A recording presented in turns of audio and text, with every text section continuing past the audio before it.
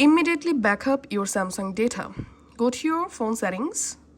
In phone settings, scroll down and tap on accounts and backup. Tap on manage accounts. First of all, make sure to add your Samsung or Google account. Now, here, if you want to backup your all data to your Samsung Cloud, just tap on backup data under Samsung Cloud. In order to backup all of your data to your Google Drive, just tap on backup data under Google Drive. In my case, I'm going to backup my data to my Samsung Cloud. And now you can go ahead and adjust your apps or settings.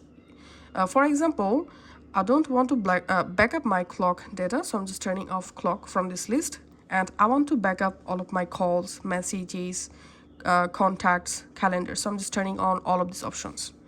Now just tap on backup now. And that's it. My phone is now backing up. That's it.